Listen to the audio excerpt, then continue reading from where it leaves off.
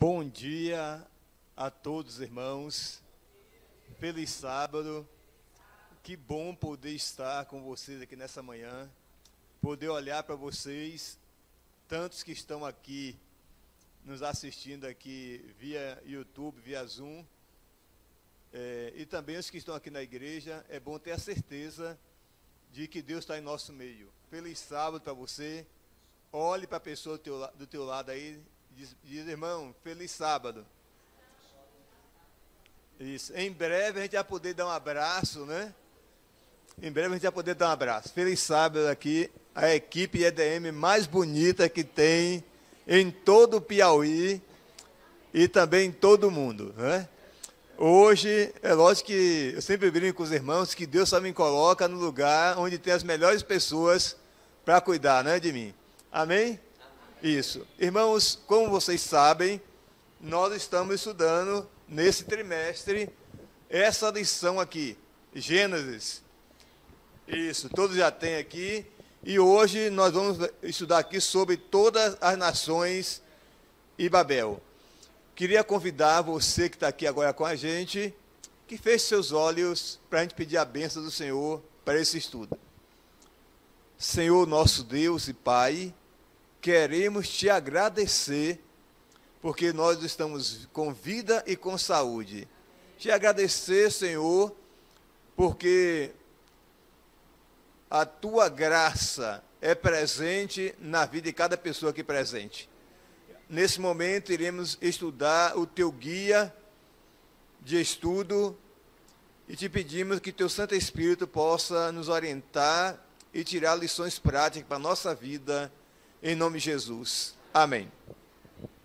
Eu queria convidar você agora a abrir a Bíblia, né? Tanto digital aí como a tradicional aí, em Gênesis 11, 9. Todos já acharam? Isso.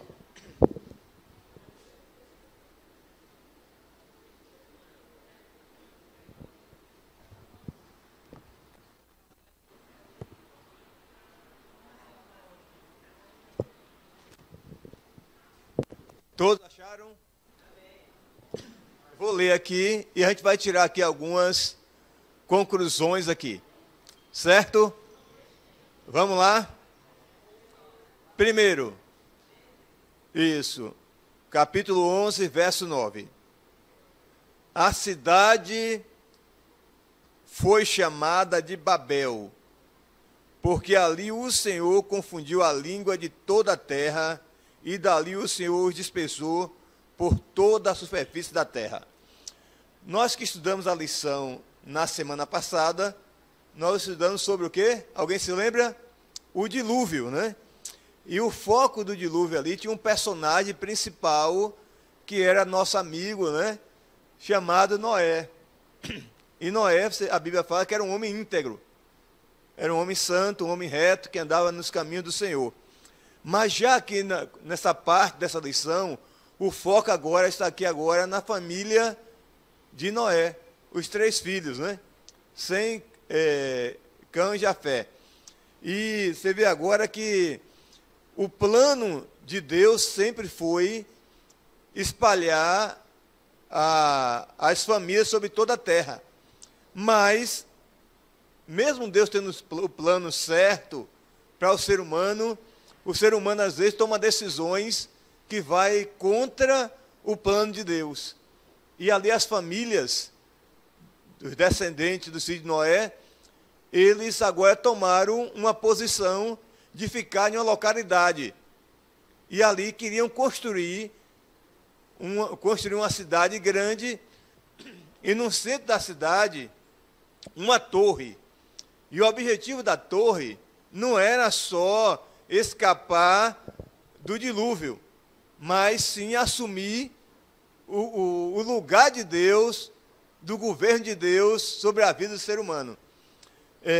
Também talvez eles tivessem interesse de voltar para o Éden, né, por conta própria. Eu quero agora ver com meus amigos que estão aqui uma pergunta simples.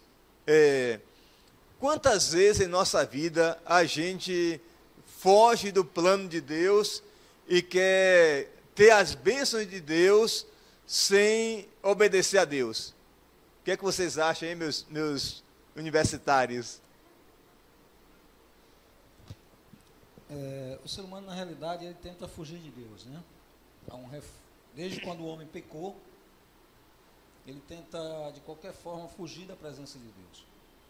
Porém, Deus transforma aquilo que era para ser uma maldição, ele transforma em bênção, né? A ordem era: crescei-vos, multiplicai-vos e enchei a terra. Depois do dilúvio, a mesma ordem continua: povoai a terra. Porém, o povo não queria povoar a terra, queria permanecer no mesmo lugar, né? Descumprindo uma ordem. Interessante é que a lição fala que, ao construir a torre, na realidade, eles queriam substituir a Deus, né? Substituir a Deus. Na parte de domingo, por exemplo, ela nos fala sobre a maldição de Cã. Uma tradução mais antiga diz que o nome dele é Cão, né? Tradução mais antiga. O que foi que esse homem fez? O que é que esse jovem fez? É o mais novo filho de Noé. O que foi que ele fez para que ele fosse amaldiçoado, né? Isso. Aqui você pode ver que depois que Noé sai da arca, ele começa agora a plantar a vinha dele. E não há relatos, né? A gente sabe pouca coisa antes dos diluvianos, que aparentemente a temperatura diante do dilúvio era diferente, porque não havia frutas que fermentavam ainda, né? Mas depois do dilúvio, Noé faz um suco de uva, e esse suco fermenta e se torna o quê, Manuel? Se torna um vinho. E Noé toma esse suco de uva fermentado, e esse suco de uva agora deixa bêbado. Né? Talvez seja o primeiro bêbado da história da Bíblia, seja Noé, um homem íntegro, né? E o que fica interessante é porque Moisés, ele relata essa história, né, de um homem tão íntegro quanto Noé. E quando ele bebe, ele perde a razão, né? Ele perde a noção do que é certo e do que é errado, e tira a roupa, né? Fica nu no meio da tenda lá. E aqui é uma das histórias mais estranhas da Bíblia, né? E aquele filho, os filhos de Noé, eles viram o Éden, eles viram o milagre que foi eles entrarem na arca e ficar mais de um ano boiando em cima da água, e Deus protegendo, alimentando. E esse filho agora, ele agora olha para o pai. Não vamos entrar em detalhes teológicos, porque vai só atrapalhar um pouquinho. E ele olha para o pai e começa a zombar do pai, porque o pai estava nu. Vamos tirar algumas lições. Primeiro, mesmo sendo um homem e uma mulher de Deus, nós somos seres humanos. E um deslize nosso, a gente pode fazer o quê? Pode fazer besteira, como Noé fez. Mas a ação do filho de Noé não era uma ação correta. Não é que ele viu a nudez do pai no sentido de só ver. Ele viu, cercou, rodou o pai, olhou ali e começou a proferir palavras e zombar do pai. Ainda fofoqueiro, né? Já tinha fofoqueiro naquela época, né, gente? Ainda fofocou para os irmãos. E os outros irmãos agora têm uma atitude diferente. Os outros irmãos agora pegam uma toalha, um lençol, não sei o que foi, e vêm de costas, com a cabeça virada para o lado, e cobre quem? E cobre o pai. E ali, depois de tudo isso que acontece, Noé profere algumas palavras. Quem quer falar aí? Alguém quer falar aqui no auditório? O interessante é que a lição diz assim, ó: a questão em jogo tem a ver com respeito aos pais. Deixar de honrar seus pais, que representam seu passado, afetará também o futuro. Afetará o seu futuro. Lembre-se que Deus, ele deu 10 mandamentos. E honrar os pais é o 5º mandamento. E é o único mandamento com promessa. Se tu fores obediente aos teus pais, tu viverás muitos anos. Esse é o mandamento com promessa. O que realmente Cã fez? Cã relembrou muito bem Eva, né? Quando Eva foi para a árvore do conhecimento do bem e do mal. Então Cã fez isto, ao ver a nudez do pai. Diz mais o autor. Daí a maldição que influenciou o futuro de Cã e de seus filhos, né? E principalmente a Canaã, que relembrava também a terra da promessa, né? Na qual Deus mais tarde relembrou a Abraão que ele seria pai de uma grande nação e que ele habitaria na terra de Canaã, a sua nação. E também aqui, Manuel, o interessante é que a maldição é que Cã seria servo de todos. Né? Pela lógica aí que a gente vê na genealogia, Cã não era o último, né, dos filhos, né? Era o do meio. Mas agora ele passou a fazer o quê? Agora o quê? Ser, a verdade, ser o escravo dos irmãos.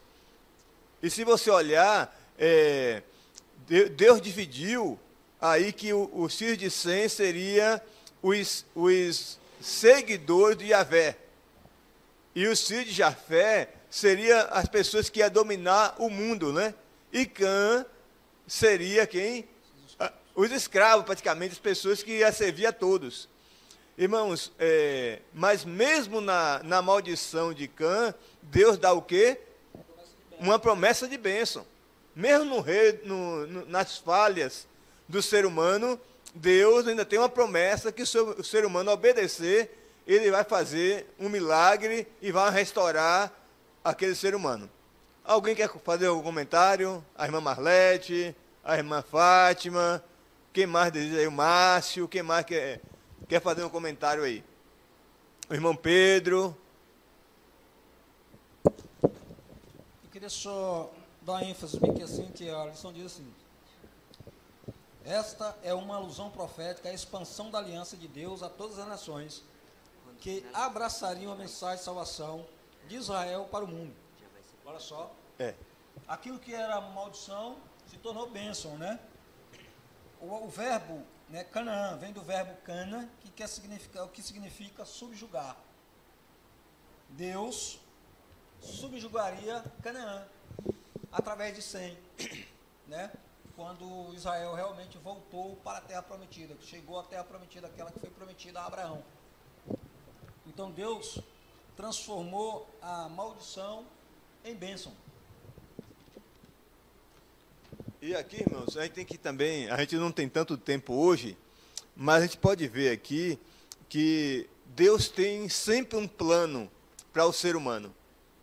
E a gente olha de ver que o diabo também tem um plano, ele usa pessoas para atrapalhar o plano de Deus.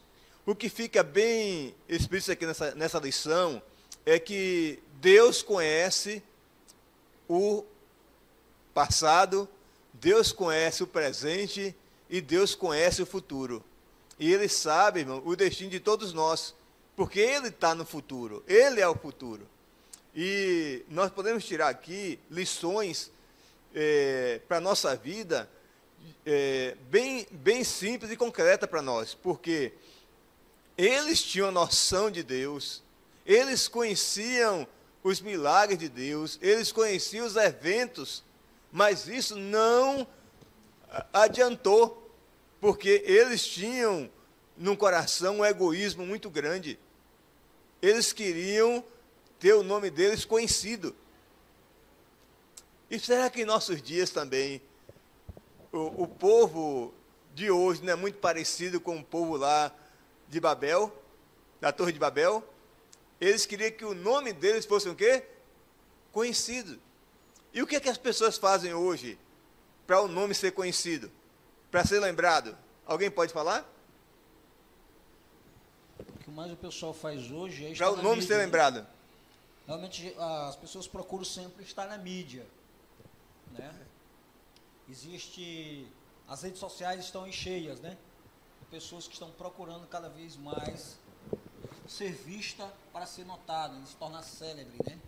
Se tornar conhecida. E as pessoas buscam todas as formas para se tornar conhecidos.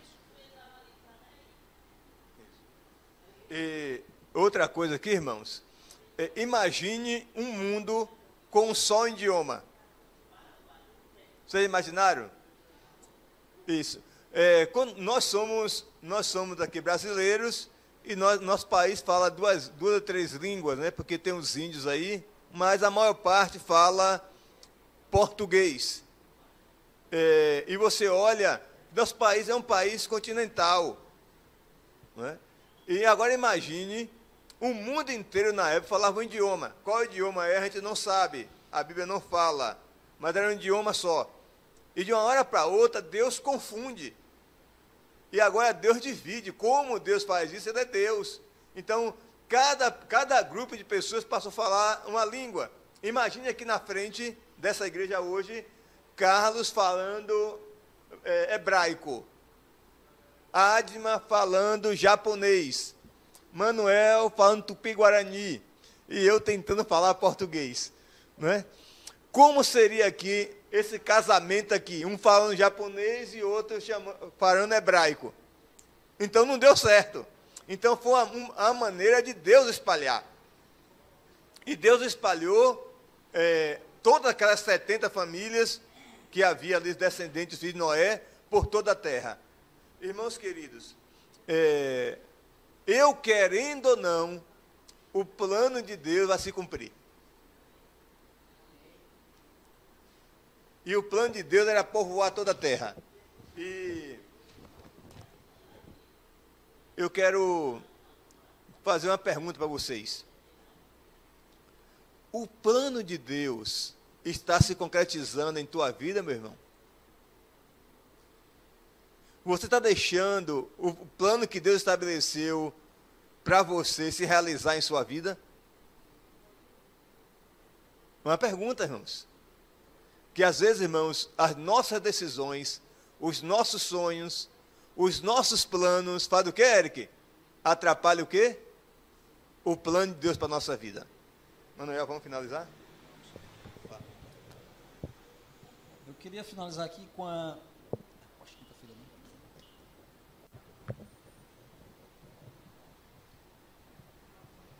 É só um detalhe sobre essa questão do idioma que me veio à mente, da linguagem. Era uma só e eles planejavam, né, se defender contra uma possível destruição, né, como havia acontecido no dilúvio, né? E aí Deus ele coloca as divisões de línguas para que não continuassem com o seu plano. Puxando um pouquinho para fazer um paralelo para os finais dos tempos, né? Eu me lembrei, assim, pensando nessa questão do idioma, de um texto de Tessalonicenses que fala, quando ouvires falar de paz, né? Então, todos falarem de paz, então virá repentina destruição. Eu penso que hoje, um dos sinais em que a humanidade está se unindo é numa linguagem de paz, uma linguagem de cuidado com a natureza. Claro, essas coisas são boas, né? Se você pensar nisso. Mas qual o interesse por trás de muitas dessas nações que querem ter paz? Será que é o controle de tudo que está acontecendo?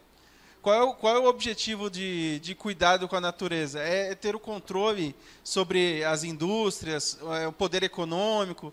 O que eu quero dizer com isso? O mundo, perto dos finais dos tempos, vai voltar a ter uma linguagem só. Não uma linguagem de fala, mas uma linguagem de pensamento, uma linguagem de conceito, né? E eu penso que isso talvez seja um dos importantes sinais que a gente tem que estar observando para o momento da volta de Jesus Cristo. Que a gente sabe que pela profecia as nações vão se unir, o povo de Deus que seguirá a Bíblia irá cada vez mais andar contra a maré da humanidade, né? Porque está seguindo o que está escrito, né? E nem sempre as pessoas a humanidade por completo acaba seguindo tudo que está escrito, né? Então, naquele momento era a linguagem direta, né? A fala, né? Mas talvez nos fins dos tempos seja uma linguagem de conceito, de pensamento, e unirá as nações, então a gente tem que estar atento para esse fim que virá, né? Exatamente. O autor diz assim, ele se recusava a se mudar para outro lugar, talvez pensando que juntos seriam mais poderosos do que separados e espalhados. Em algum sentido, eles estavam certos. Porém, erraram quando Deus disse que era para eles se espalhar. Você já imaginou se eles tivessem realmente cumprido a palavra de Deus e se espalhado? Continuariam uma só língua. Mas a terra estava povoada. Essa era a grande razão, né? Nós temos uma língua que é quase universal, vocês sabiam? Nós temos uma língua que é quase universal no mundo. Quem não fala ela fica para trás. É o inglês. O inglês é quase universal, né? Então a língua, a moeda, tudo isso está se tornando universais, né? Nós temos duas grandes, aliás, temos várias moedas fortes, mas duas que se destacam, que é o dólar e o euro, né? Então elas se destacam muito bem. Diga, meu irmão. Também faz parte. Exatamente, faz parte do bloco do euro, né? Então veja só, irmão, a ordem era se espalhar, porém eles preferiram juntar-se e tornar o seu nome célebre, ou seja, eles fizeram aquilo que não era para fazer, né? Não obedeceram. A ordem de Deus hoje é obedecer e fazer a sua vontade. O que é que o mundo quer então? Fazer ao contrário, desobedecer a Deus. Pode falar, Malete. E nessa história, né, de querer se reunir e subir, né, a ideia deles era subir, vamos fazer alguma coisa que chegue até o céu, né? Isso. Claro que ele nunca chegaria, né? Mas Deus, olhando aquela arrumação ali, disse, não precisa subir não, deixa que eu desço, né? E Deus se vira, né, se volta para a humanidade e Deus desce. Eu acredito que esse Deus que está relatado deve ser Jesus, né? E quando ele vem e olha aquela arrumação que o povo está fazendo, ele se volta para o céu e diz, venham, né? Ele diz assim, desçamos, ou seja, ele chama a trindade, né? Eu entendo assim, eu não fui ler o comentário bíblico, mas eu entendo assim, Jesus vem primeiro e depois chama o restante da trindade, né? E é assim que tem sido, não é o homem que se volta para Deus, né? É Deus sempre buscando a gente da mesma forma que Jesus teve que descer à terra também para saber como era a nossa situação, para se fazer homem, e entender, passar por aquilo que nós passamos também para poder nos salvar, né? E isso também demonstra a salvação de Deus, né? Quando foi o dilúvio, Deus não desceu, Deus agiu à distância, mas quando ele vem para resolver, quando é para resolver essa situação de Babel, ele vem pessoalmente aqui para fazer, para resolver a coisa. Ou seja, o homem passa o resto da vida, né? Como quando o homem pecou, ele passou o resto da vida correndo de Deus, né? E Deus passou o resto da vida, continua até hoje, correndo atrás do homem, para salvar. Olha só, Deus usou de misericórdia e tem usado de misericórdia para conosco até hoje. O interessante é que o autor diz que Babel significa porta de Deus. Olha só, porta de Deus. Mas em vez deles buscarem a presença de Deus, Deus foi esquecido. Foi ignorado. Então Deus preferiu ali confundir a linguagem, a língua deles. Deus se fez presente, ou seja, Deus desceu até nós, né? E a Bíblia diz então, Deus desceu até nós cheio de graça e de verdade, né? Vimos a sua glória, a glória do unigênito do Pai. Cristo então veio habitar entre os homens. Olha só que maravilha, que privilégio nós temos. Então o autor diz aqui que nós devemos cada vez mais buscar esse Deus, porque Ele está disposto a nos ouvir e está disposto a descer até nós. Que Deus em Cristo nos abençoe. E esse mesmo Deus que desceu lá para ver Babel é o mesmo Deus que está em tua casa, em tua igreja, ao teu lado, todos os momentos. E que o mesmo Deus que cuida da história possa cuidar da tua vida e da minha vida nesse momento. Amém. Pode orar, Carlos?